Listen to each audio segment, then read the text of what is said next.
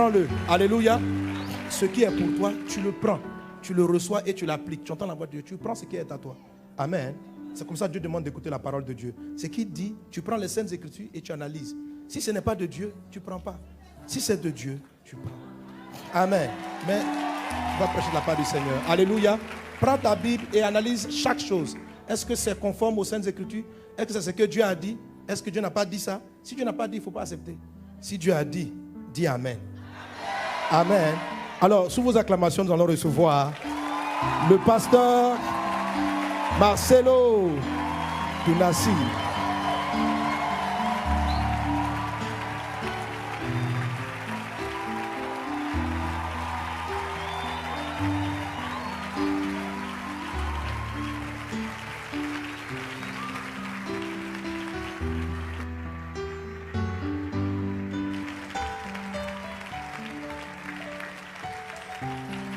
Gloire à Jésus. Alléluia. Oh, gloire à Dieu. Aujourd'hui, alors que je me promenais dans mon hôtel, quelqu'un m'a... Alléluia. Mais on a pris une photo ensemble. Malgré ça. Que Dieu soit béni pour tout ce qui se passe à la CEPAC 2018. Est-ce qu'on peut acclamer le Seigneur?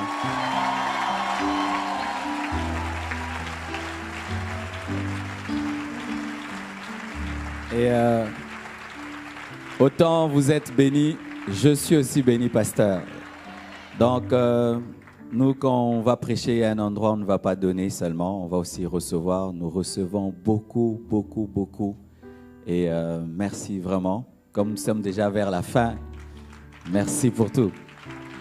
Nous allons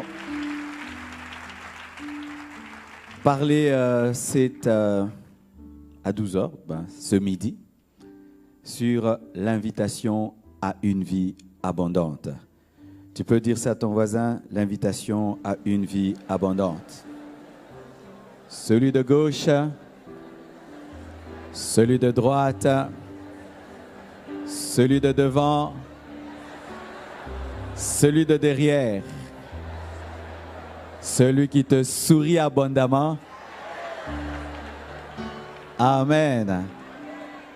Nous allons chanter ce cantique. Je t'aime. Vous connaissez? Plus que tout, je t'aime.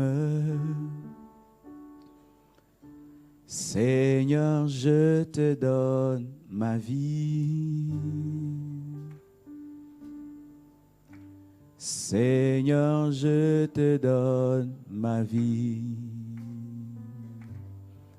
Je t'aime plus que tout, je t'aime plus que tout, je t'aime. Seigneur, je te donne ma vie. Je te donne ma vie, Seigneur, je te donne, je t'aime. Plus que tout, je t'aime. Plus que tout, je t'aime. Seigneur, je te donne ma vie, je te donne ma vie, Seigneur, je te donne ma vie, je te donne ma vie. Seigneur, je te donne ma vie. Je te donne ma vie. Je te donne mon cœur. Seigneur, je te donne mon cœur. Je te donne ma vie. Seigneur, je te donne ma vie. Oh, je te donne ma force. Seigneur, je te donne ma force. Je te donne ma force. Je te donne mon temps.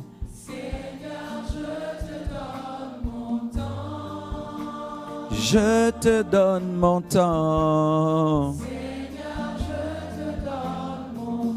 Oh, je te donne mon temps.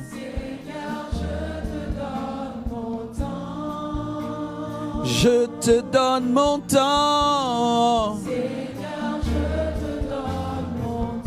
Oh, je te donne ma force.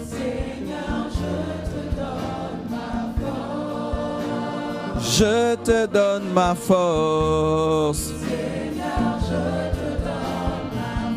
Alléluia, je te donne mon cœur.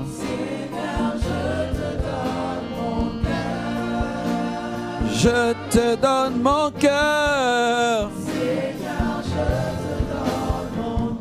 Oh, prends tout, Jésus. Mon cœur, prends tout, Jésus.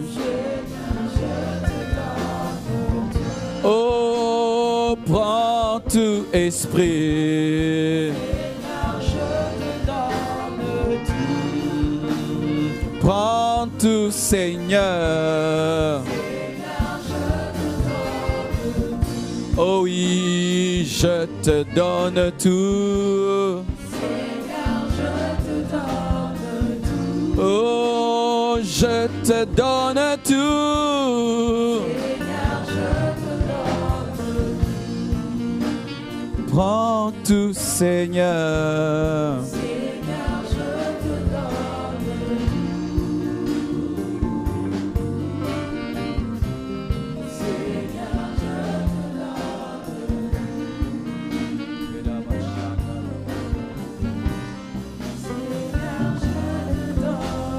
Donne-moi la force d'annoncer ta parole.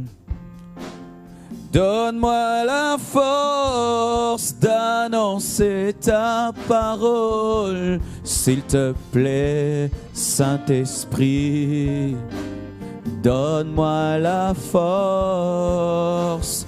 Donne-moi la force d'annoncer ta parole. Donne-moi la force d'annoncer ta parole. S'il te plaît, Saint-Esprit, donne-moi la force. Je veux chanter tous les jours de ma vie. Je veux chanter tous les jours de ma vie. S'il te plaît, Saint-Esprit, donne-moi la force. Tu m'as fait du bien, tu m'as fait du bien,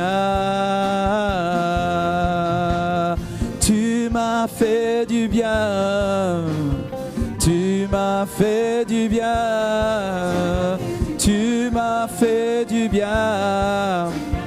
Tu m'as fait du bien, tu m'as fait du bien, tu m'as fait du bien, tu m'as fait du bien, tu m'as fait du bien, tu m'as fait du bien, tu m'as fait du bien, tu m'as fait du bien. Tu m'as fait du bien. Quand je suis faible, tu es là, toi ma force, Jésus. Quand je suis pauvre, tu es là, ma richesse, Jésus. Quand je suis triste, tu es là, toi ma joie, Jésus. Quand je suis faible, tu es là, toi ma force, Jésus. Quand je suis seul, tu es là, mon ami, Jésus. quand je suis pauvre, tu es là, ma richesse. Jésus, quand je suis triste, tu es là, toi ma joie. Jésus, quand je suis faible, tu es là, toi ma force. Jésus, tu m'as fait du bien, tu m'as fait du bien, tu m'as fait du bien. Tu m'as fait du bien, tu m'as fait du bien, tu m'as fait du bien, tu m'as fait du bien, tu m'as fait du bien, du bien, du bien, tu m'as fait du bien, tu m'as fait du bien, tu m'as fait du bien, tu m'as fait du bien, du bien, oh alléluia. Le Saint-Esprit est mon ami, le Saint-Esprit est mon ami, le Saint-Esprit est mon ami, le Saint-Esprit est mon ami, le Saint-Esprit est mon ami, le Saint-Esprit est mon ami, le Saint-Esprit est mon ami, le Saint-Esprit est mon ami, le Saint-Esprit est mon ami, le Saint-Esprit est mon ami, le Saint-Esprit est mon ami, le Saint-Esprit est mon ami, le Saint-Esprit, oh, yeah, oh, yeah, hallelujah, hallelujah, le Saint-Esprit, le Saint-Esprit, Saint-Esprit, Saint-Esprit, Saint-Esprit, oh, le Saint-Esprit est mon ami, le Saint-Esprit est mon ami, le Saint-Esprit, alléluia, Saint-Esprit, ton ami, et ton ami, et ton ami, et ton ami, le Saint-Esprit est ton ami, le Saint-Esprit. Oh, cher Saint-Esprit, parle-nous encore. Accorde-moi, Seigneur, la capacité d'annoncer tes oracles avec liberté et assurance, afin que ton peuple soit béni et révolutionné encore. Que toute la gloire te revienne, Jésus. J'ai ainsi prié. Amen. Acclamons le Seigneur très très fort. Gloire à Dieu.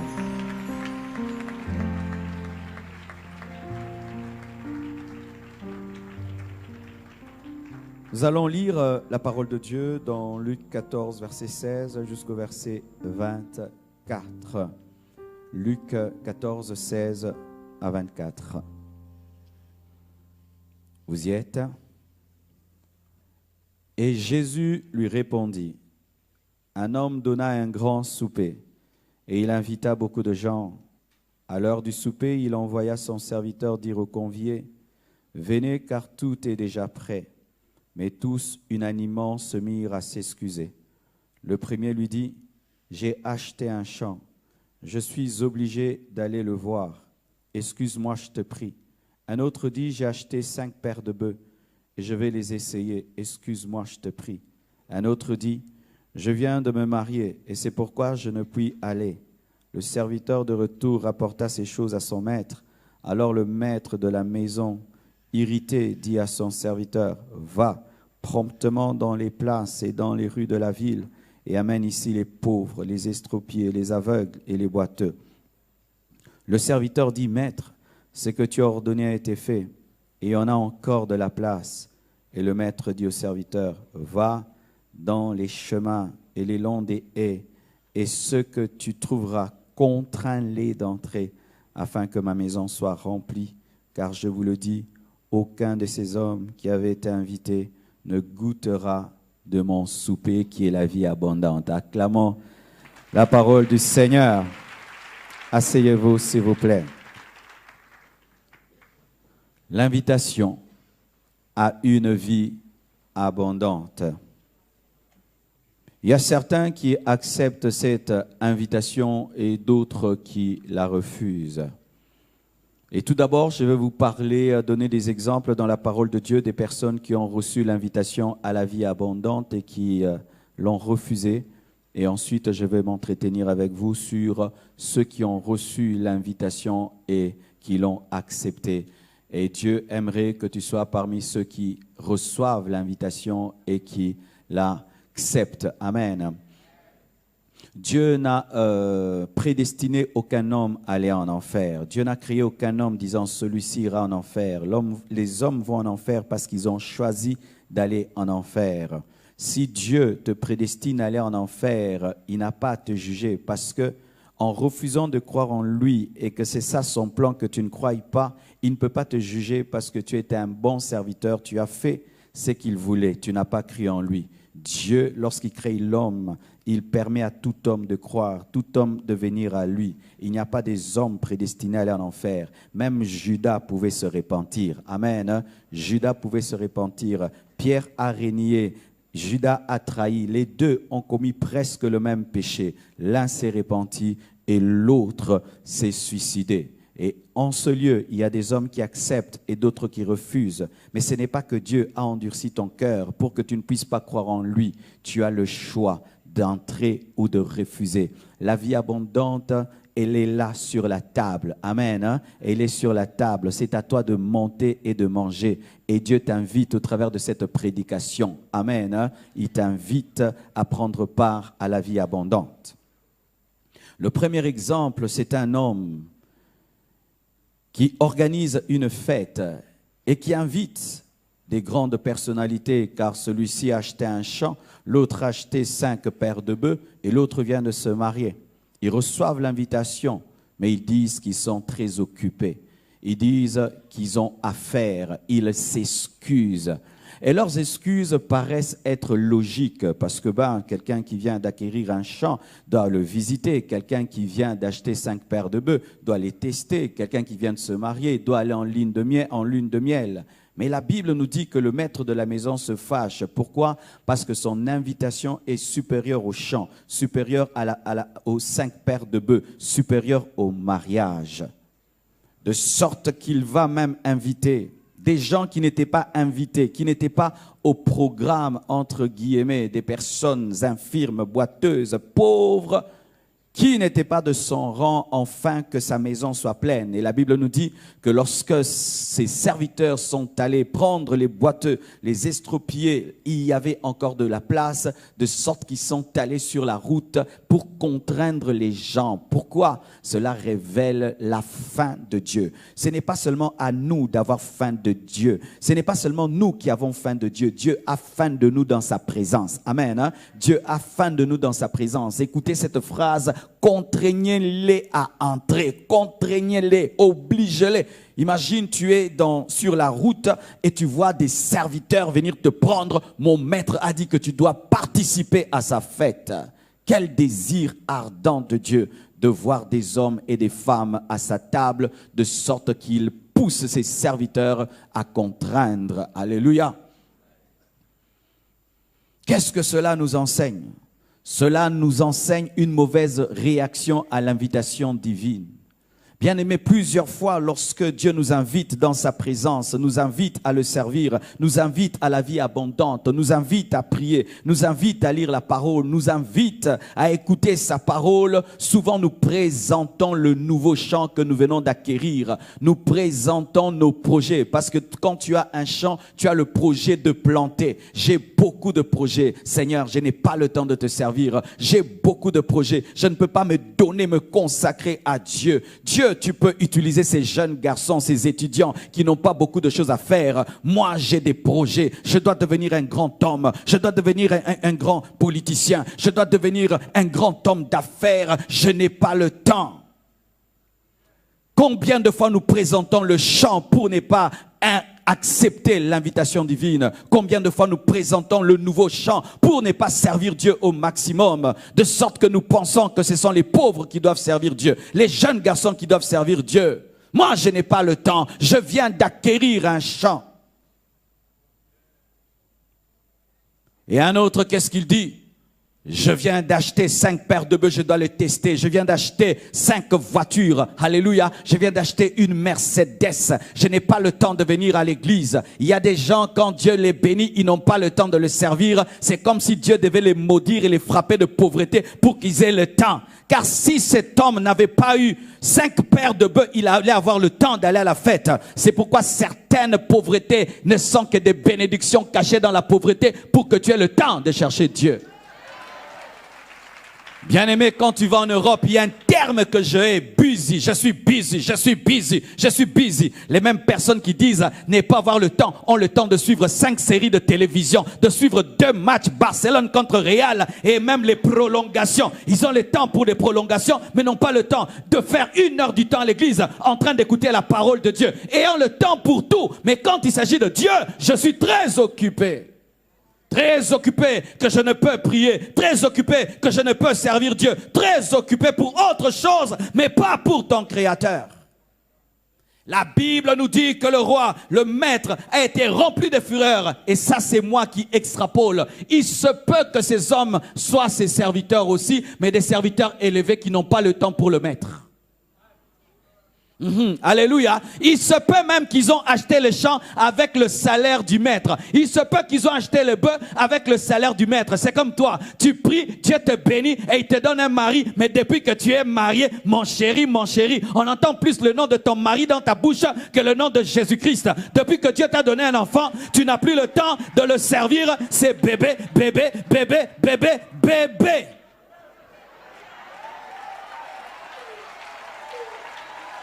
Je ne sais pas si ça vous arrive dans votre église, mais nous remarquons souvent dans les églises, lorsqu'un frère, surtout une sœur est célibataire, elle est très très consacrée, mais il suffit seulement qu'on lui dise je t'aime seulement, et qu'on lui dise je vais te marier. Vous entendez que l'adoration est mélangée à l'amour de son fiancé, et une fois seulement qu'elle est mariée, elle arrête de chanter à la chorale et n'est plus protocolaire, et quand seulement elle a un bébé, oh, elle disparaît pendant 4 mois, 5 mois. Et après le bébé, elle s'assied maintenant au fond là-bas dans l'église, elle qui servait Dieu.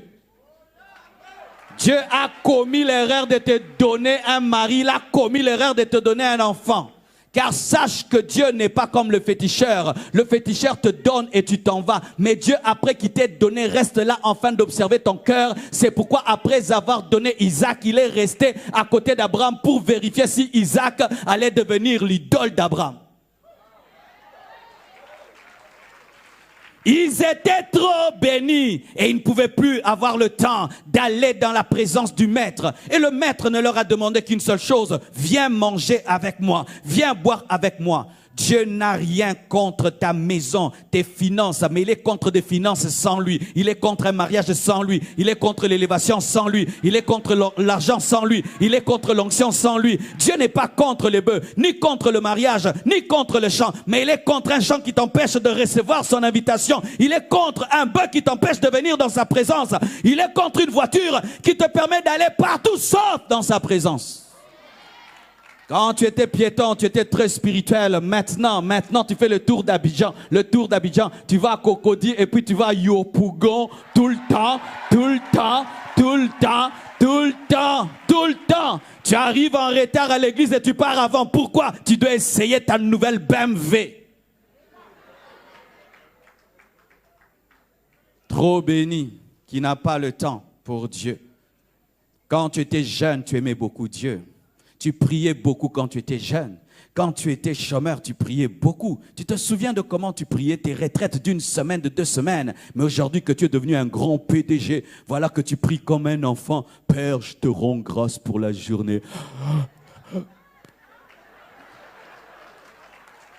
Avant, tu priais bien devant la nourriture. Maintenant, tu manges et puis tu pries pendant que c'est dans l'estomac. Ah oui, je sais ce que je dis. Avant, tu priais bien avant de sortir. Maintenant, tu ne pries plus avant de sortir. Tu t'habilles en priant. Tu prends ton café en priant. Et tu continues à prier en conduisant. Est-ce que tu étais cela? Dieu a commis l'erreur de te bénir. Il a commis l'erreur de te bénir. Tu es comme un Salomon. Dieu a commis l'erreur de te bénir. Écoutez les prières de Salomon avant qu'il ne soit l'homme le plus riche du monde. Père, je te demande pas la richesse, la gloire, ni la mort de mes ennemis. Yoka prière. Alléluia. En français, entends la prière. Il faut apprendre un peu de lingala. Amen. C'est l'hébreu.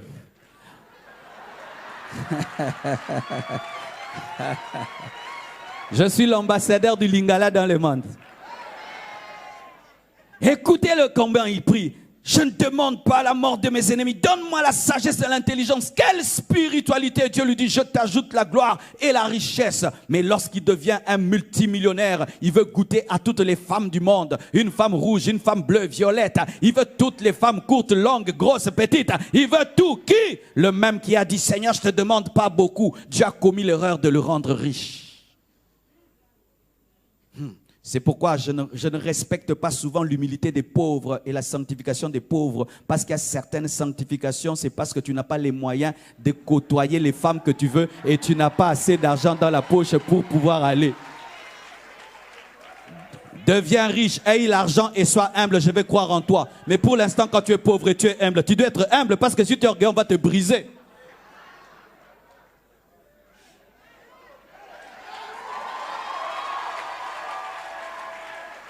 Ah, moi, je n'ai que ma femme, je n'ai que ma femme. Déjà, la seule femme que tu as, tu ne sais même pas la nourrir. C'est normal que tu n'aies qu'elle. Aie maintenant beaucoup d'argent où tu peux entretenir 10 femmes et tu n'as qu'une seule femme. Là, je vais te respecter. Je vais te respecter. Salomon, en lui, était un impudique potentiel en train de prier, mais il a le potentiel de l'impudicité. Mais qu'est-ce qui a manifesté son impudicité? C'est l'argent. Et l'argent n'est pas une mauvaise chose, c'est un ampli. L'ampli amplifie une bonne voix et une mauvaise voix. Et l'argent amplifie l'impudicité ou la sainteté. Tout dépend de ce que tu es. Depuis que Dieu t'a donné des enfants, tu n'as plus le temps pour Dieu. C'est tout le temps tes enfants, tout le temps tes enfants. Avant, tu servais Dieu, tu balayais l'église. Tu ne balayes plus l'église, tu ne sers plus Dieu. Avant, tu venais au séminaire, aux conventions. Maintenant, tu es devenu un dimanchard, un dimanchard, un dimanchard. Et tu arrives en retard et tu pars. Avant, tu avais le temps pour la communion fraternelle. Maintenant, tu n'as plus le temps pour la communion fraternelle parce qu'il faut être un PDG pour te parler, quoi. N'est-ce pas que toi, tu causes qu'avec les PDG comme toi?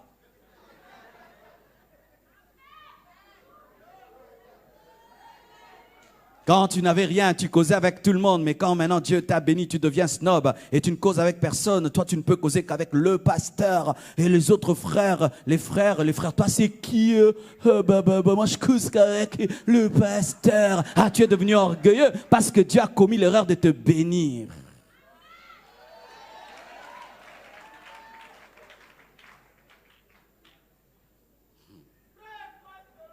Écoutez ceci.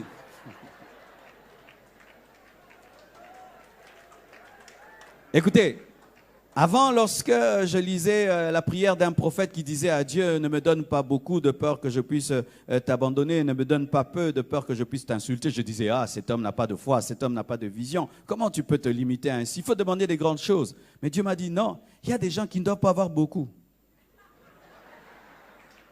Il faut dire, Seigneur, donne-moi une chose qui ne va pas me détruire. Si tu sais que moi, beaucoup d'argent vont me donner la folie, ne me donne pas beaucoup. Donne-moi seulement l'argent pour payer le loyer, payer l'école, l'électricité, l'eau, envoyer les enfants à l'école, point barre. Ne me donne pas beaucoup, je vais devenir fou.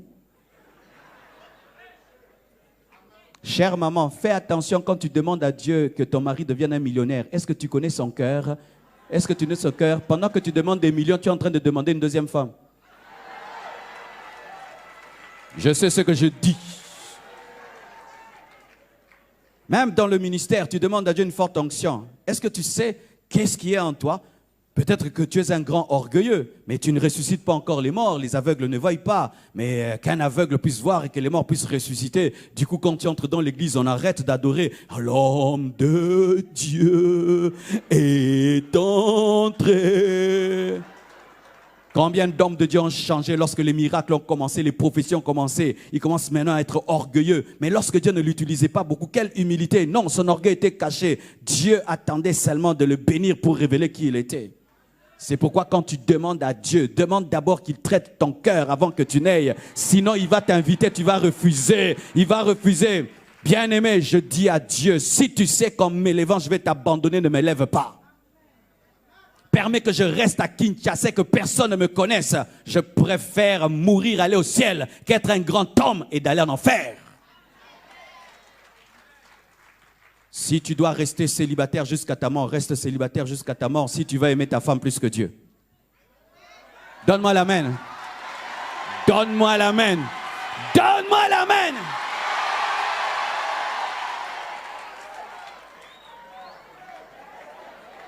Je sens le combat spirituel ici. Seigneur, si tu sens que j'aimerais ma femme plus que toi, que je ne me marie pas et que je meurs comme Paul. Si tu sens que je vais aimer mon mari plus que toi, ne me donne pas un mari, demeure mon seul mari. Si tu sais que je vais aimer mes enfants plus que toi, ne me donne pas les enfants, que je meurs stérile. Si tu sais que tu me donnes l'argent, je vais t'abandonner, que je meurs pauvre. S'il faut que jamais je ne voie Paris, que je ne voie jamais Paris. Si tu sais que je vais t'abandonner à Paris, que je n'ai jamais le visa. Jamais le visa. Jamais le visa. Je préfère Dieu plus que la bénédiction. J'aime Dieu plus que l'élévation. J'aime Dieu plus que le succès. J'aime Dieu plus que la gloire. J'aime Dieu plus que tout. Plus que tout. Je choisis de ne rien avoir qu'avoir quelque chose qui peut me séparer de lui. Seigneur, si tu sais qu'en me bénissant, je vais devenir un faux pasteur et que je vais prêcher des hérésies et que je vais devenir un impudique, ne me bénis pas. Garde-moi avec Blanche.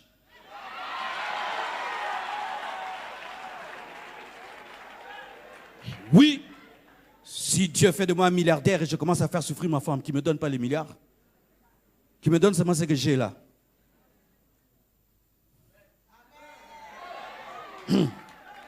N'est-ce pas que c'est beau ici? Est-ce qu'on peut se permettre de mettre un balcon en haut? C'est bien comme ça. Toi aussi, des fois, tu es bien comme ça. Mais quand Dieu veut mettre un balcon, il doit creuser. Creuser une grande fondation, des moellons, des briques, du béton. Et là, il monte. Mais toi, tu n'as pas de béton, mais tu demandes un balcon.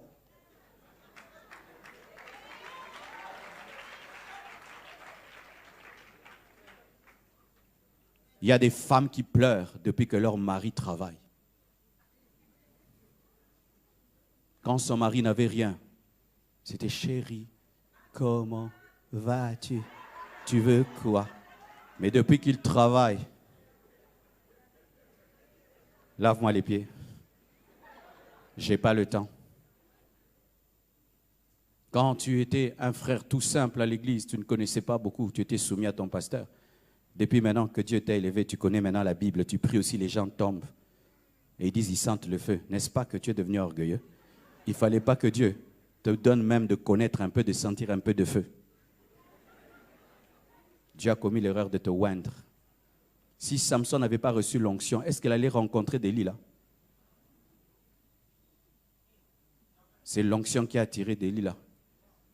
Bien-aimé, si tu sens que tu as en toi le mal et le péché, ne demande pas la grandeur, demande la transformation. Ce qui est prioritaire, c'est la transformation. Ce n'est pas la grandeur, ce n'est pas l'argent, ce n'est pas le succès et la gloire, c'est la transformation. La transformation, je dis la transformation, je dis la transformation. Ils n'étaient pas transformés, ces gens. Ils ont reçu le mariage, ils ont reçu le chant, ils ont reçu 5 paires de bœufs. Ce qui leur a empêché d'aller dans sa présence. Et pour confirmer cela, dans Apocalypse 3, verset 14, jusqu'au verset 17, la Bible dit ceci. Écrit à l'ange de l'église de Laodicée, voici ce que dit l'Amen, le témoin fidèle et véritable, le commencement de la création de Dieu. Je connais tes œuvres, je sais que tu n'es ni froid ni bouillant. Puisses-tu être froid ou bouillant? Ainsi parce que tu es tiède et que tu n'es ni froid ni bouillant, je te vomirai de ma bouche, parce que tu dis, je suis riche. Dis, je suis riche. Je me suis enrichi. Je n'ai besoin de rien. Et parce que tu ne sais pas que tu es malheureux, misérable, pauvre, aveugle et nu. Hey! Dieu ne t'a pas insulté, il a dit ce que tu es. L'église de Laodicée, c'est la dernière église avant l'enlèvement. Avant que l'église ne soit enlevée, l'église sera tiède, ni chaude, ni froide, aimant à la fois le monde et à la fois Dieu, aimant l'église et aimant le monde, chantant les chansons du monde et les chansons de Dieu, des chrétiens comme ça. Samedi, ils chantent dans les boîtes et dimanche à la chorale. Aimant le péché et aimant la sainteté, aimant la prière, aimant les fétiches, consultant des féticheurs et consultant les hommes de Dieu, ayant le répertoire des pasteurs et des féticheurs au même moment. À l'aise avec les enfants de Dieu, à l'aise avec les pécheurs, ni chaude ni froide.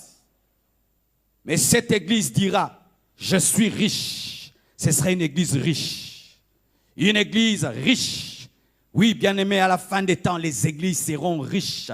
Nous allons construire des grands bâtiments. Les églises auront des banques, auront des quartiers. Mais sachez que ce n'est pas ça la vraie richesse. La vraie richesse est d'abord spirituelle. Mais l'église des temps de la fin présentera le matériel comme étant sa force. Aujourd'hui, tu vas aux États-Unis, tu vois des églises qui ont des quartiers, mais il n'y a pas la présence de Dieu dans ces églises. Bien aimé, la première richesse d'une église, c'est la vie de Dieu. C'est la vie de Dieu. C'est la vie de Dieu. Ce n'est pas d'abord la moquette, ce n'est pas d'abord le temple, ni les carreaux, mais c'est la vie de Dieu. Les chrétiens présenteront leurs voitures et leurs maisons pour dire qu'ils sont riches. Non, la première richesse d'un chrétien, ce n'est pas son compte en banque, c'est la présence de Jésus-Christ dans sa vie. La première richesse d'un chrétien, ce n'est pas ce qu'il possède, mais c'est ce que Dieu est pour lui. Ce sera une église satisfaite, qui n'a besoin de rien, qui n'a pas faim, qui n'a pas soif. Et quand Dieu vient vers elle, elle dit, nous n'avons besoin de rien. L'église de Laodicée, c'est une église suffisante qui n'a pas besoin de Dieu, mais qui veut porter le nom de Dieu. Église de Dieu, mais sans Dieu. Chrétien, mais ressemblant à Satan. Ni chaud, ni froid. Et comme Dieu ne mange que ce qui est chaud, Dieu vomira cette église. La suffisance. Des gens qui viennent à l'église, mais ils n'ont qu'une soif de Dieu. Ils sont pleins dans leurs vêtements. Ils sont pleins dans leurs titres. Aucune soif. Pendant qu'on adore, ils n'entrent pas dans l'adoration. Quand on prêche, il ne dit pas Amen. Quand on dit donne l'offrande, il ne donne pas l'offrande, mais il est là. Il est là. Chrétien zombie. Il dit jamais Amen. Il ne danse jamais. Il ne dit jamais Amen. Il ne lève pas les mains. Il n'adore pas. Il ne prie pas. Il ne pratique pas la parole. Mais il vient toujours. Chrétien zombie. Mort, vivant, vivant mais mort. Dimanche après dimanche, venant à l'église, mais jamais tu n'entres dans la présence de Dieu. L'onction de Dieu peut couler. Tu es toujours déconnecté. Il n'a aucune faim, aucune soif. Et tu peux penser que c'est un muet, mais quand il sort dehors, il parle plus que tout le monde. Quand on dit prie, tu n'as rien à dire. Adore, tu n'as rien à dire. Et on peut croire que tu es muet. Mais quand on dit Amen, le culte a pris fin. C'est toi qui causes plus que tout le monde. Tu es plus dans la communion fraternelle que dans la communion avec Dieu. Des gens qui viennent à l'église pour l'après-culte que pour le culte. Donne-moi l'amen. Oui, nous avons des chrétiens. Pendant que je prêche là, il dit prêche vite.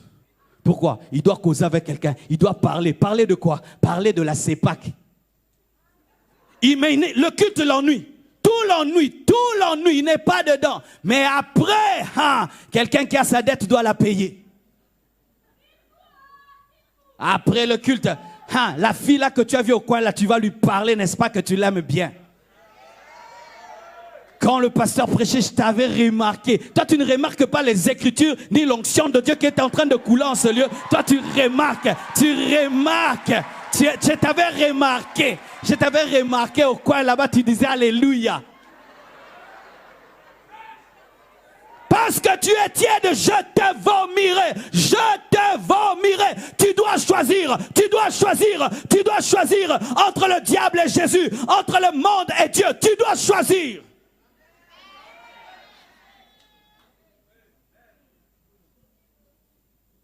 Cette église a refusé l'invitation parce qu'elle était pleine.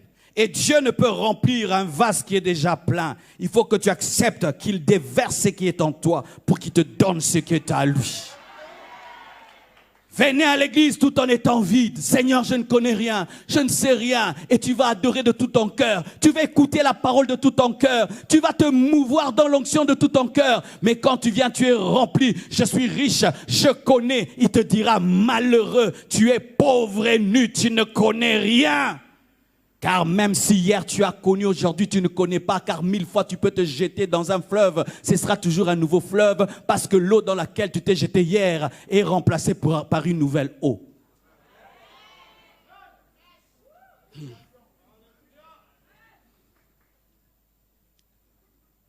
Marie et Marthe, un autre exemple d'une personne qui a refusé l'invitation. Luc 10, versets 38 à 42. Comme Jésus était en chemin avec ses disciples, il entra dans un village et une femme nommée Marthe le reçut dans sa maison. Elle avait une sœur nommée Marie qui s'étant assise aux pieds du Seigneur, écoutait sa parole. Marthe, occupée à divers soins domestiques, survint et dit, « Seigneur, cela ne te fait-il rien que ma sœur me laisse seule pour servir? Dis-lui donc de m'aider. » Le Seigneur lui répondit, « Marthe, Marthe, tu t'inquiètes et tu t'agites pour beaucoup de choses. Une seule chose est nécessaire.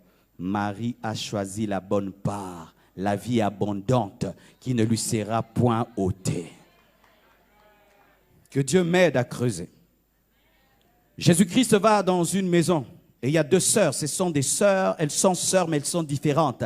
Nous pouvons être assises l'un à côté de l'autre, mais ce n'est pas parce que nous avons une proximité physique que nous avons une proximité spirituelle. Oui, tu peux être assis à côté de quelqu'un de très spirituel et toi tu es très très charnel et tu peux prier dans une église très spirituelle pendant que toi-même tu es charnel. C'est pourquoi ne présentez pas votre pasteur ou votre église, mais présentez-vous tel que vous êtes devant Dieu. Es-tu chrétien? Je prie à vase d'honneur. On ne t'a pas posé la question si tu pries à vase d'honneur. Es-tu chrétien? Es-tu chrétien? Mon pasteur, c'est le pasteur Sanogo. On n'a pas parlé de ton pasteur. Qui es-tu toi-même? Car tu peux fréquenter Marie, mais tu es Marthe. Jésus dans leur maison, Marthe se comporte comme une personne ordinaire. Elle va préparer, elle prépare. Comment tu peux préparer pour quelqu'un sans lui poser des questions sur son goût? Est-ce que Jésus t'avait dit qu'il avait besoin de manger ou de causer? Quand j'étais célibataire, j'ai connu cela. Que maman Blanche m'excuse, ça c'est le passé. Alors quand je cherchais à épouser quelqu'un, alors il y a une fille, vous savez quand tu es pasteur célibataire, toutes les sœurs disent c'est moi, c'est moi, c'est moi. Et tout le monde fait des cascades pour que tu l'épouses. Alors il y a une qui est venue chez moi à la maison. J'avais déjà une belle maison bien. Et vous savez, elle a commencé à balayer ma maison, torchonner ma maison. Moi je la regardais, monter, descendre, aller. Alors que moi je cherchais une femme qui sera mon amie, avec laquelle je vais causer. Elle pensait que je cherchais un domestique. Elle pensait que je cherchais une cuisinière, que je cherchais une balayeuse. Alors que moi, vraiment, ce n'est pas ce qui est important. Moi, ce qui est important dans une femme, ce n'était pas qu'elle prépare, qu'elle lave. Non, qu'elle cause, qu'elle parle, qu'elle me fasse rire, qu'elle me détende. Mais elle était venue montant, descendant, balayant. Et elle a tout fait. Après, elle était fatiguée. Et puis, je la regardais. Je lui ai donné l'argent du taxi. J'ai dit, rentre chez vous. Bonne, rentre chez vous.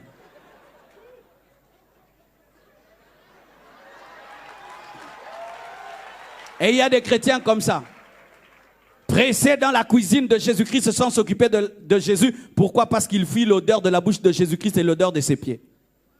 Fuyant l'odeur des pieds de Jésus-Christ et de la bouche de Jésus-Christ dans la bonne odeur de la cuisine. Parce que lorsque Jésus-Christ parle, il y a Marie qui est à ses pieds. Et quand tu es au pied de quelqu'un qui marche à pied, pas en voiture, ça sent mauvais. Et quand il parle à côté, donc tu sens le... Alléluia. Mais elle fuit l'odeur de la communion pour aller dans l'odeur du service. Je vais t'expliquer. Tu es choriste. C'est bien, tu chantes, mais tu n'as pas le temps de prier. Quand on dit qu'il faut prier, non, je vais répéter. Il est possible de fuir Jésus-Christ dans son œuvre. Car lorsqu'elle préparait, elle ne préparait pas pour le diable, elle préparait pour Jésus, mais fuyant Jésus. Je suis prédicateur. J'aime prêcher, mais je n'aime pas prier avant de prêcher. Je suis Marthe. Car il est possible d'aimer, prêcher, d'aimer annoncer, mais tu n'aimes pas méditer la Bible et prier. Car prier seul, c'est difficile. Méditer, c'est difficile, mais parler là, c'est bien. Vous tous, vous me regardez, ça fait bien quand même. Et il y a des gens qui aiment prêcher, mais qui n'aiment pas prier. Qui aiment prêcher, mais qui n'aiment pas méditer. C'est l'esprit de Marthe. Lorsque tu es attaché à l'œuvre de Dieu plus qu'à Dieu de l'œuvre, tu es Marthe. Tu aimes la cuisine de Jésus-Christ sans aimer sa bouche et ses pieds. Donne-moi l'amen. C'est lorsque même Jésus-Christ te suspend à la cuisine et te dit quitte la cuisine, viens à mes pieds, tu refuses. C'est lorsque tu vis dans le péché mais tu veux servir Dieu. Dieu te dit d'arrêter de le servir mais tu t'entêtes de le servir parce que toi tu aimes la cuisine plus que Jésus. Pourquoi? Parce que toi-même tu manges à la cuisine. Parce que celui qui mange doit goûter. Si on te disait un jour à l'église de ne plus rien faire et de venir à l'église, est-ce que tu seras consacré comme tu l'es? Car des fois le travail que nous faisons pour Dieu est devenu Dieu. Est-il possible que tu sois donné à Dieu si tu n'as aucune responsabilité? Des fois nous aimons cuisiner plus que écouter. C'est pourquoi même bien aimé, vous qui êtes au protocole, à la caméra, à la sécurité, ayez aussi le temps d'écouter la parole. Ayez aussi le temps d'écouter la parole. Vous risquez d'être comme des receveurs. Est-ce que si vous avez des receveurs? Les receveurs chez nous, ce sont des personnes qui vous font entrer dans le bus. Mais quand le bus est plein, ces personnes sont dehors sous la pluie pour qu'il y ait l'argent. Et il y a des receveurs spirituels aussi, qui font entrer les autres dans l'église, mais eux-mêmes n'écoutent pas la parole.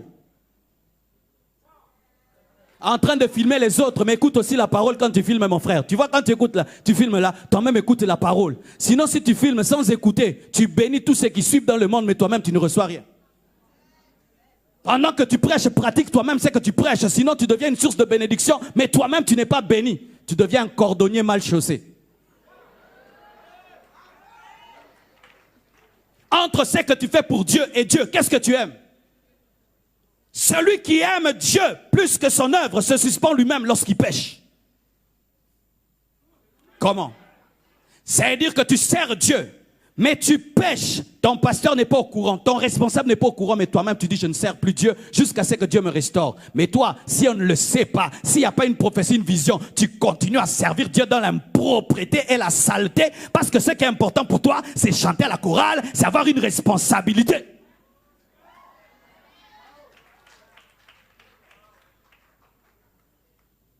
Combien de gens chantent dans les églises et iront en enfer? Combien de gens sont des intercesseurs, ils iront en enfer? Des protocolaires qui iront en enfer? Des responsables diacres, anciens dans l'église, prédicateurs qui iront en enfer. Pourquoi? Ils aiment prêcher plus que Dieu.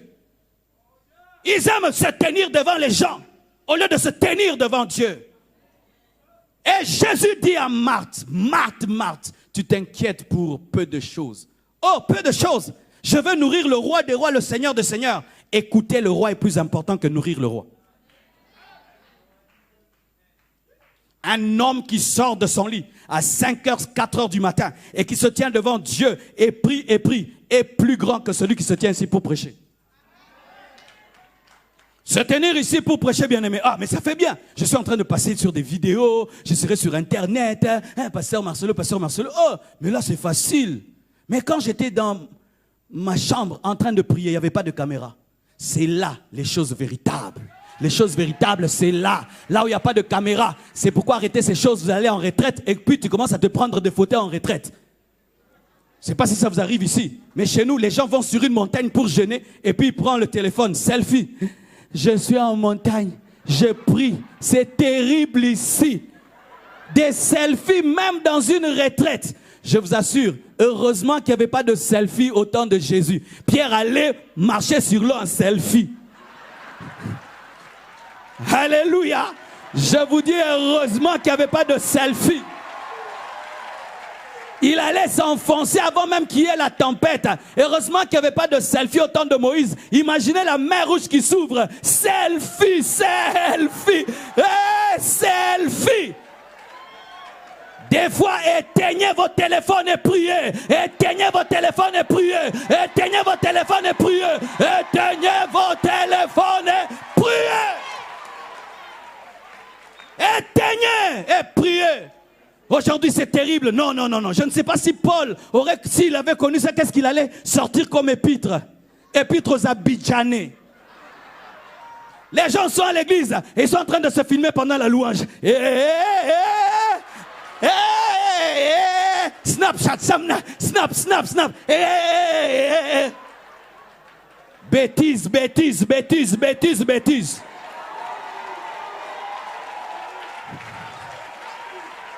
Il y a des choses qui doivent demeurer dans l'intimité. Est-ce que quand tu es dans ta douche, tu envoies des Snapchats? Tout doit être filmé, tout sur Facebook, tout, non. Il y a un temps où tu es à ses pieds et tu l'écoutes. Intimité, où tu ne sers pas. Celui qui sait s'agenouiller, sait se tenir debout. Apprends à t'agenouiller avant de chanter. Apprends à t'agenouiller avant de faire le protocole. Apprends à t'agenouiller avant de prêcher. Apprends à t'agenouiller avant de faire quoi que ce soit. Nous voulons servir vite à la cuisine. Mais peut-être que Jésus-Christ ce jour-là avait le foufou. Je vous assure, si après la causerie, Jésus avait fait une compétition de cuisine, Marie allait gagner Marthe. Marthe allait bien préparer, mais pas au goût de Jésus. Mais Marie allait préparer au goût de Jésus. Pourquoi? Elle connaissait ce qui était dans son cœur. Après avoir causé avec Jésus, Jésus pouvait lui dire, j'ai besoin d'eau chaude. C'est tout, seulement de l'eau chaude. Pourquoi? Pour mes pieds. C'est pourquoi tu fais pour Dieu ce qu'il ne te demande pas. Un jour, nous venons ici, nous trouvons que cette moquette est enlevée. C'est une moquette jaune. Elle est bien. Mais est-ce que c'est elle que nous voulons? Tu as fait les choses sans poser de questions. Ce que tu fais pour Dieu, tu l'as reçu où? Dans la cuisine ou à ses pieds? Les gens servent Dieu avec des idées. J'ai telle idée. Les idées, on les reçoit dans la cuisine. Mais au pied, ce sont les rhémas, les révélations, les inspirations. Les gens font dans les idées. C'est pourquoi tu lances une idée pendant une année, tu arrêtes. Tu fais une idée et puis il y a des combats. Mais le rhéma gagne toujours.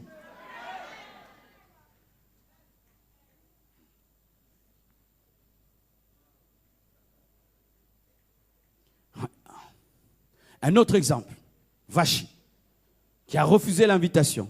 Esther 1, versets 9 à 12. La reine Vachi fit aussi un festin pour les femmes dans la maison royale. Esther 1, 9 à 12. La reine Vachi fit aussi un festin pour les femmes dans la maison royale du roi Assérus.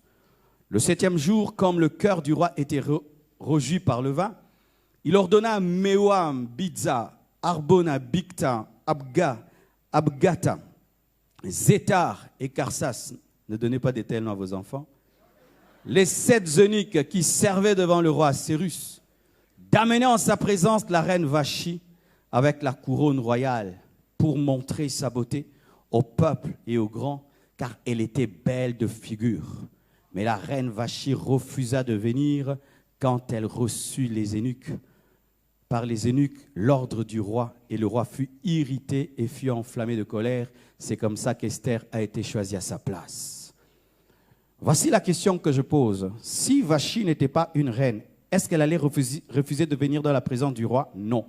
Si elle n'était pas belle, est-ce qu'elle allait refuser de venir dans la maison du roi? Non. Si elle n'avait pas de couronne sur sa tête, est-ce qu'elle allait refuser? Non. Si elle n'avait pas une grande fête, est-ce qu'elle allait refuser? Non. Elle a refusé parce que le roi l'avait élevée, parce que Dieu l'avait rendue belle, parce que le roi avait mis une couronne sur sa tête et le roi avait permis qu'elle fasse une fête pendant qu'il faisait une fête. En soi, ce sont les privilèges royaux qui ont fait qu'elle puisse devenir orgueilleuse.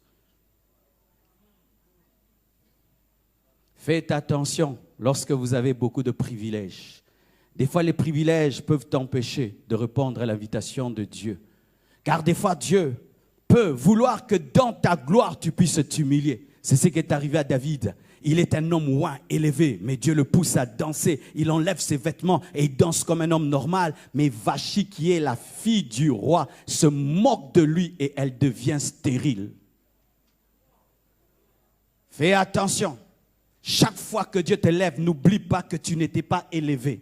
continue à garder l'image sur ce que tu étais quand tu es pour ne pas oublier que tu étais. C'est pourquoi quand Jésus-Christ faisait marcher les paralytiques, il disait prends ton lit et marche pour que tu te souviennes toujours que tu étais paralytique. C'est pourquoi gardez dans vos maisons les photos où vous étiez bizarre afin que vous sachiez que vous étiez bizarre, où tu avais une grosse tête, des mauvais vêtements, des trucs.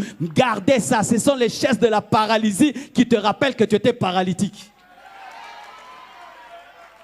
Vashti avait oublié qu'elle n'est pas née reine. Elle l'avait oublié. Et pour lui démontrer qu'une autre femme peut prendre sa place, Dieu prend Esther, l'orpheline. C'est pourquoi tu seras remplacé. Oui, ton orgueil fera que Dieu te remplace. Quand Dieu t'invite dans sa présence, mais tu n'as pas le temps, parce que Dieu t'a tellement béni que tu ne peux plus lui donner le temps, Dieu va chercher quelqu'un qui aura le temps pour lui. Et Esther a aimé réellement le roi et n'a jamais humilié le roi. Même pour les femmes mariées, n'oubliez jamais cela. Lorsque ton mari t'invite dans sa présence pour l'honorer, arrête de faire tout ce que tu fais parce que tu es plus que tout pour lui dans la maison, car si ses visiteurs voient tout sans te voir, ils n'ont rien vu.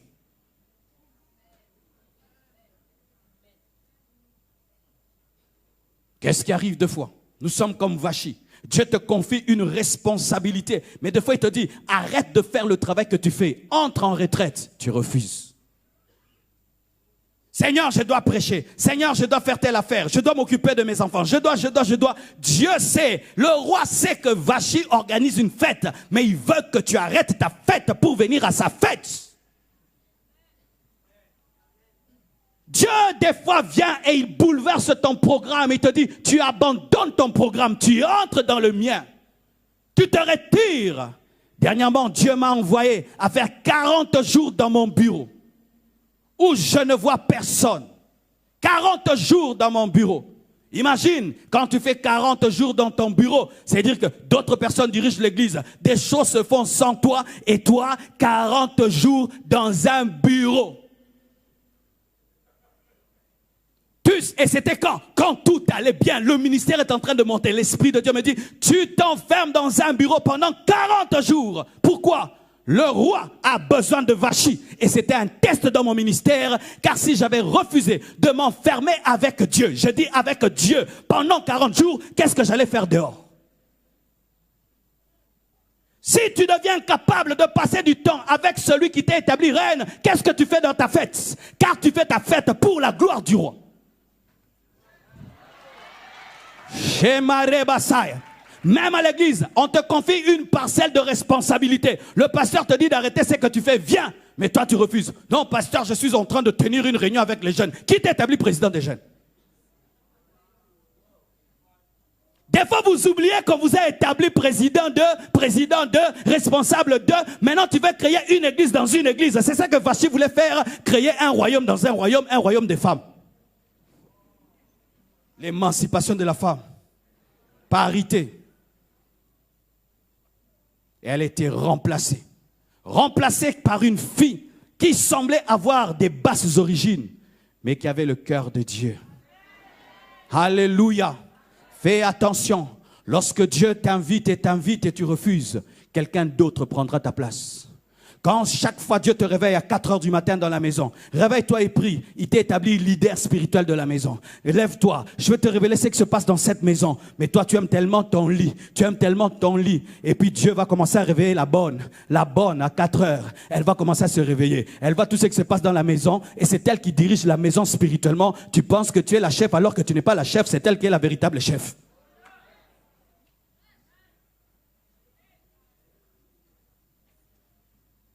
Tu avais promis à Dieu de prier tous les jours. À 5 heures du matin, 6 heures du matin, tu ne le fais pas. Et chaque 6 heures du matin, l'Esprit de Dieu vient te tirer de ton lit, te tirer de la chambre, afin de t'amener une nouvelle vie. Et tu refuses et tu demeures là. Mais Dieu a besoin d'un adorateur dans la maison. Dieu va se chercher quelqu'un d'autre qui pourra quitter son lit pour se tenir devant lui. Et si vous tous ne serez pas d'accord, il va chercher dans la maison de la sentinelle appelée Mardoché.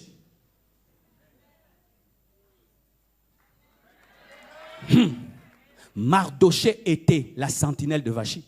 Parce que s'il est la sentinelle du roi, donc il est aussi la sentinelle de Vashti. Et ainsi, Esther était la fille de la sentinelle. C'est la fille de la sentinelle de Vashti qui a remplacé Vashti.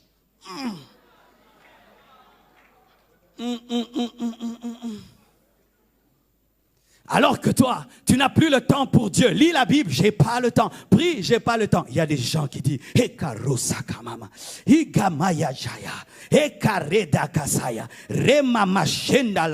tu seras comme Saoul, tu as le titre du roi, mais tu n'as plus l'onction du roi. Et un jour, les femmes chanteront, Saoul 1000, David 10 000. Et ils vont révéler qu'il a une onction double, 10 fois plus, et toi tu as la dîme de son onction.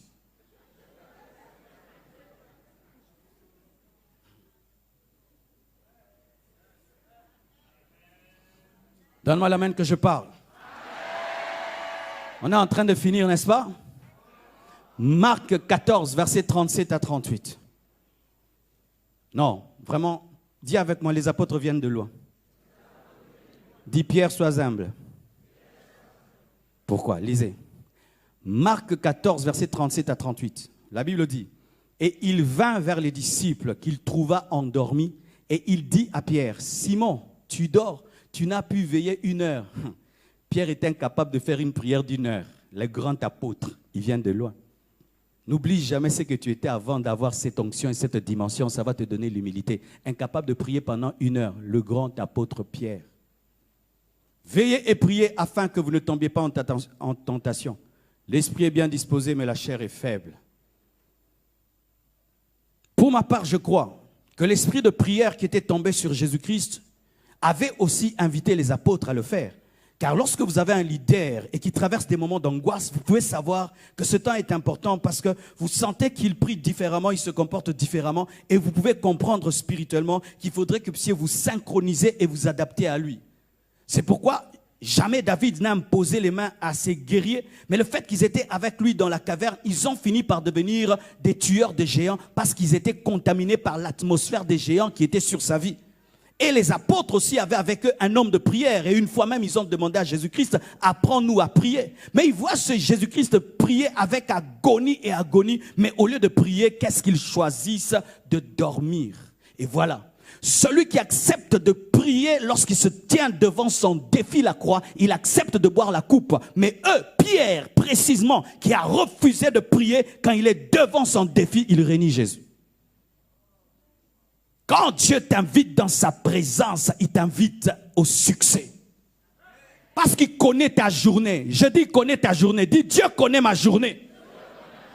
Tu peux te réveiller comme d'habitude, mais cette journée n'est pas ordinaire. Le jour où Pierre a régné Jésus était une journée ordinaire, mais n'a pas fini de manière ordinaire. C'est le jour où il a régné Jésus. Et puis tu peux te tenir dans ton lit et l'esprit te dit prie, prie, oh non, prie. Parce que Dieu connaît que dans cette journée-là, tu recevras la plus grande tentation de ta vie. Une fois, je suis allé dans une maison comme d'habitude, prier pour une femme comme d'habitude. Et je finis de prier pour elle comme d'habitude. Et on est autour de la table comme d'habitude. Et pendant qu'on est autour de la table, elle fait tomber son pagne, pas comme d'habitude. Mais comme j'avais déjà téléchargé depuis le matin, j'avais déjà le vaccin. Je dis j'avais déjà le vaccin. J'avais déjà le vaccin et je l'ai considéré comme un bébé. Car la nudité du bébé ne fait rien.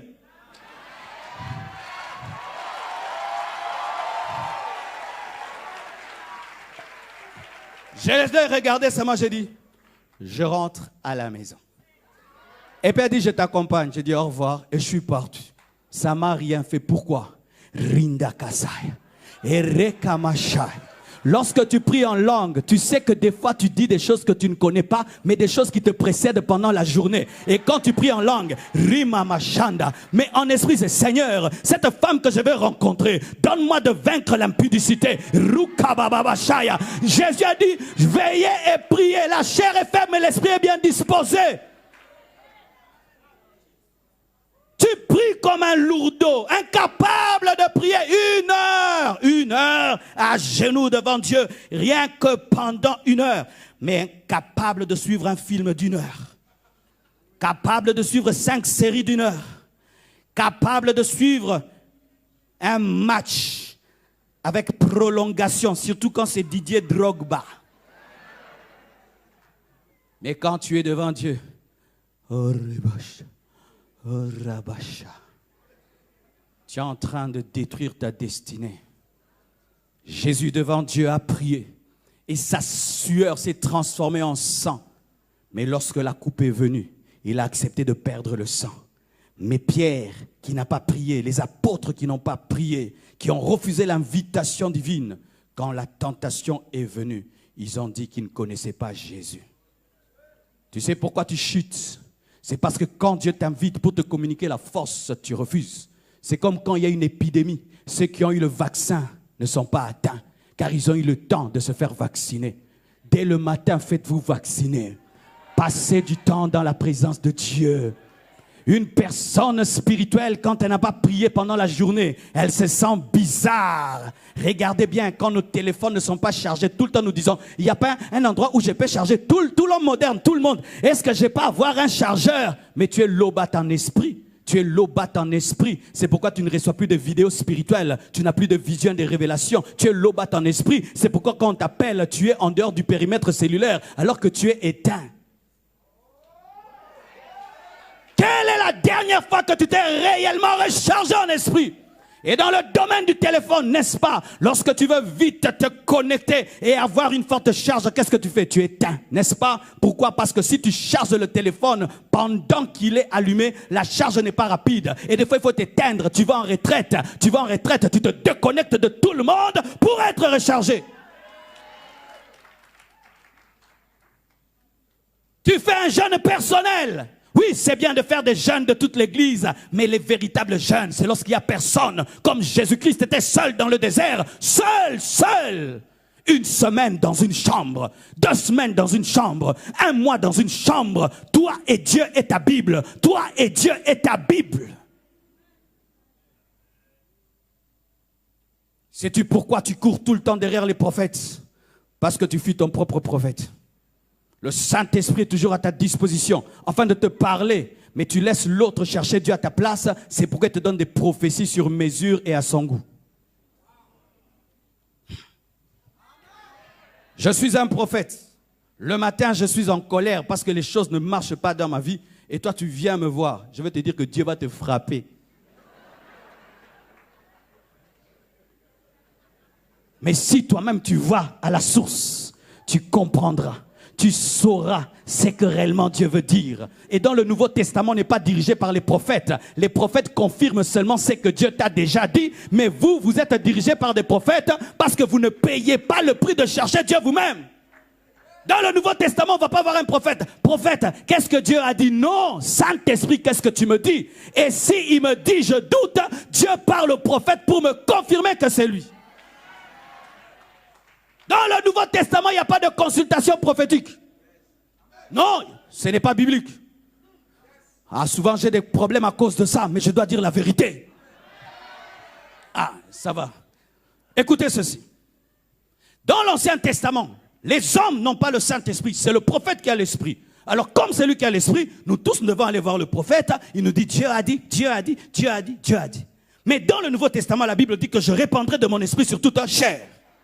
Nous tous, nous avons l'esprit de prophétie. Alors, qu'est-ce qui arrive dans le Nouveau Testament? Quand l'esprit me parle et que je doute, Dieu parle à mon frère pour qu'il me dise que c'était Dieu. Mais je ne peux pas aller voir le prophète, je suis vide. Non, ce n'est pas biblique.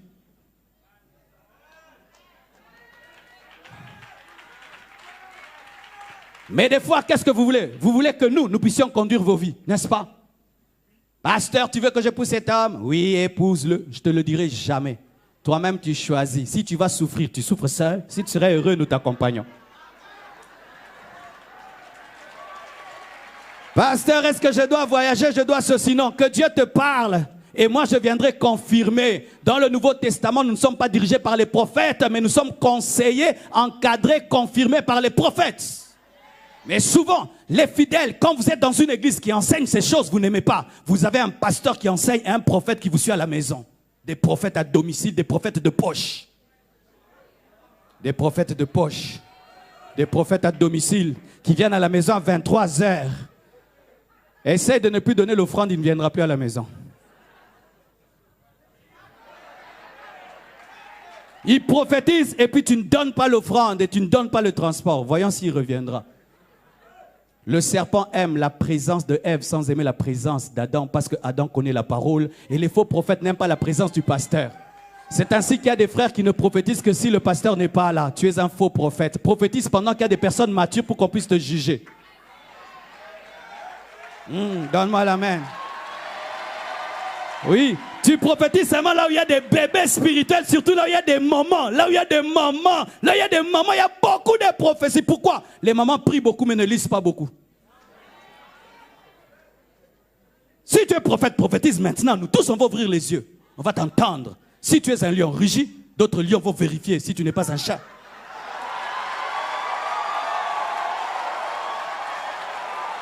Oui.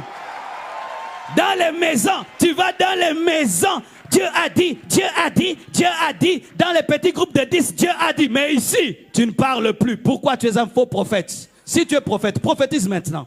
Prophétise. Dis quelque chose, prophète. Dis. Dis. Dis. Dis. Parle.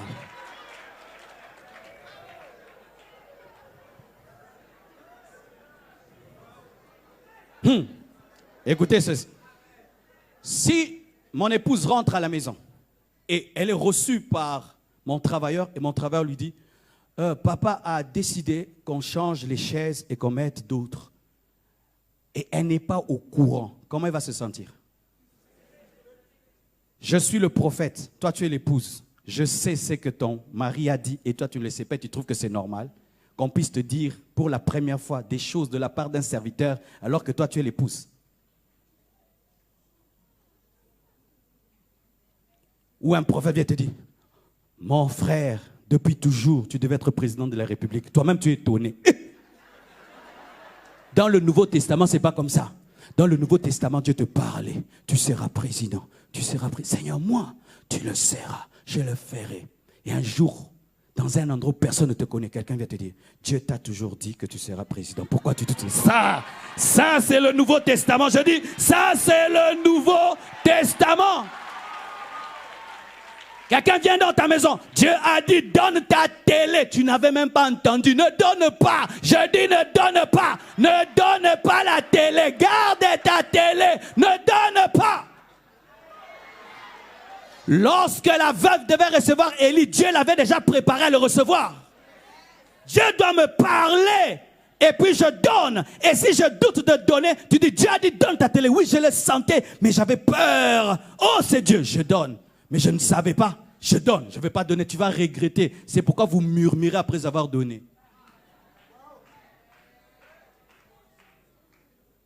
Accepte l'invitation de Dieu. Tu deviendras un prophète de ta propre vie. Tu connaîtras. C'est pourquoi Paul, quand on lui dit l'homme à qui appartient cette ceinture sera lié, il dit je suis déjà prêt à mourir. C'est-à-dire il était en avance par rapport à la prophétie. Oh, tiens-toi debout, dis gloire au Seigneur. Dis gloire au Seigneur. Gloire au Seigneur. Il y a des prophètes par le don et par le ministère, mais les véritables prophètes, ce sont les prophètes par l'intimité. Si je suis l'ami du président, même si je ne suis pas ministre, je connaîtrai ce qu'il va faire. Je suis l'ami de Dieu, même si je n'ai pas un ministère prophétique, je connaîtrai le cœur de Dieu.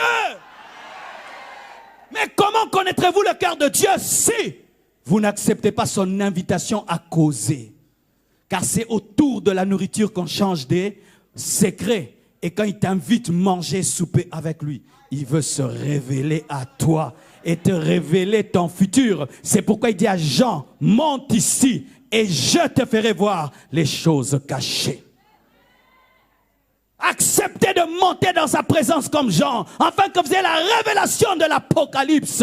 Acceptez d'aller vers le buisson ardent comme Moïse, et vous allez libérer vos familles, libérer l'Égypte, libérer Israël de l'Égypte. Acceptez. L'homme qui accepte l'invitation de Dieu ne le regrettera jamais, parce qu'il te changera berger Moïse en prophète Moïse. Il changera Jean le prisonnier en prophète Jean de l'Apocalypse. Lorsque tu acceptes l'invitation de Dieu, tu acceptes la vie abondante. tu acceptes de souper avec lui et de manger avec lui afin qu'il te communique ce qu'il t'a réservé. Et comme sa nourriture ne peut jamais souffrir de péremption, veille à toujours la manger, car quelqu'un d'autre la mangera certainement, car il est prêt même à contraindre ceux qui n'étaient pas invités à la manger. Que Dieu vous bénisse. Alléluia.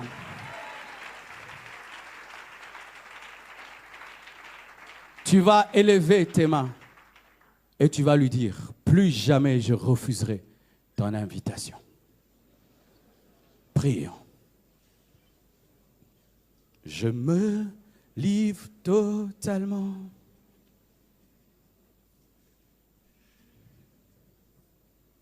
Je me livre totalement.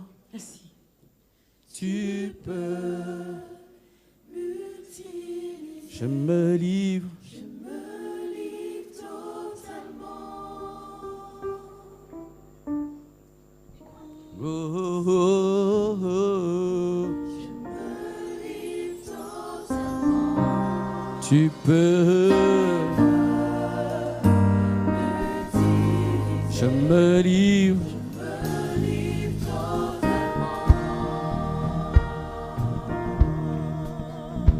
Oh, oh, oh. Je me livre totalement. Tu peux. Je me livre. Je me livre totalement. Je me livre totalement.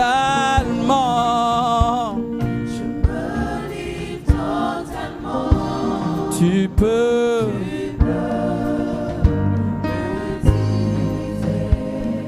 I surrender all to you. Everything I give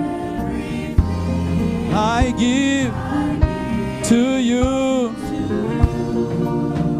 I surrender, I surrender, I surrender, I surrender. Everything I give to you. Oh, I give to you. I surrender, I surrender. I surrender, I surrender. Everything I give to you.